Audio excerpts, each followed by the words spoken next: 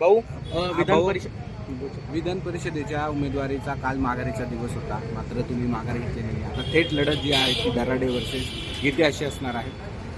उदय सामंत तुम्हाला आज भेटणार असल्याची शक्यता वर्तवली जाते. त्याबरोबर ते गिरीश महाजन देखील येऊन तुम्हाला भेटणार आहे. तुमची माघारी निश्चित होऊ शकते का? तुम्ही माघारी घेणार? माघारीचा टाइम काल 3 वाजता संपल्यामुळे तो विषय या ठिकाणी माझ्या दृष्टीने संपलेला आहे. आणि जर मला आता आपल्या माध्यमातून कळतंय की उदय सावंत साहेब आणि गिरीश भाऊ महाजन दोघे नाशिकमध्ये त्या ठिकाणी आलेले आहे. आणि जर त्यांना कदाचित मला भेटायचं असेल, त्यांनी मला कॉल केला तर नक्कीच त्यांच्या भेटीला जाईल. पण निवडणुकीतून माघार आता होऊ शकत नाही. लोकशाहीमध्ये जाहीर पाठिंबा हा विषय येत नाही.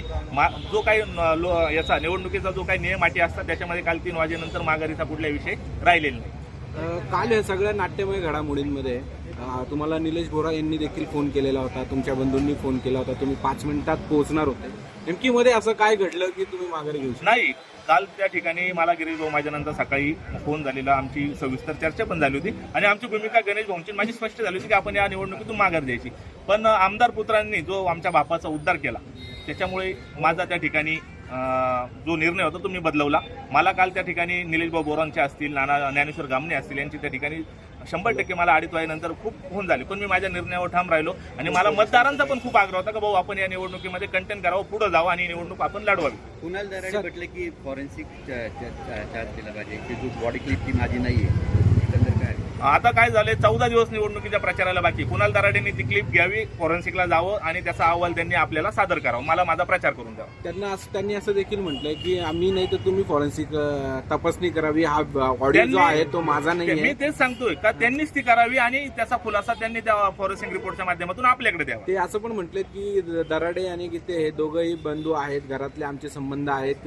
गोकुळ गीते आणि गणेश गीते हे दोघंही माझे भाऊ आहेत, त्यामुळे आमचा जो गैरसमज झालाय तो लवकरात लवकर दूर होईल. आपल्याकडे मराठीमध्ये एक पूर्वापार म्हण आलेली की 1 तीळ 7 जणांनी खाल्ला होता. जर तुमच्या घरामध्ये एक आमदारकी होती तर दुसऱ्या आमदारकीसाठी इतका अट्टहास का? 74 वर्षाच्या ज्येष्ठ उमेदवारासाठी माझ्यासारख्या 37 वर्षाच्या तरुणाला ते म्हणता का तू म्हातारा झालाय का, तुला परत संधी येणार नाही, की कुठली भाषा?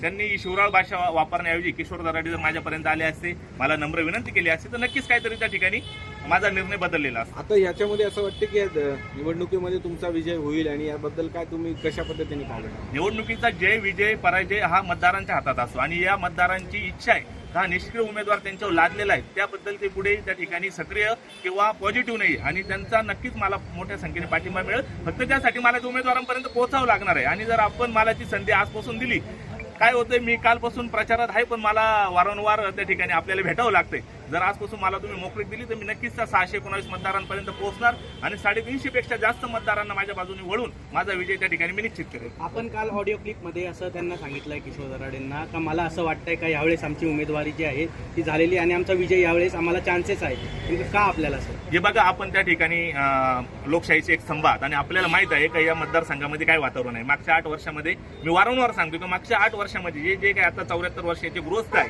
ते मागच्या 8 वर्षामध्ये पुढे या ठिकाणी या मतदारसंघामध्ये फिरकलेले नाही. आणि या आमदारकीचा उपयोग त्यांनी फक्त व्यक्तिगत दराडे कुटुंबियाच्या फायद्यासाठी करून घेतलेला आहे.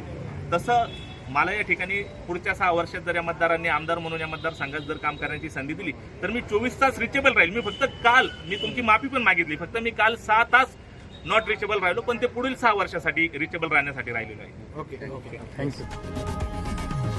लोकशाही मराठी ऐका, पहा, जागरूक रहा.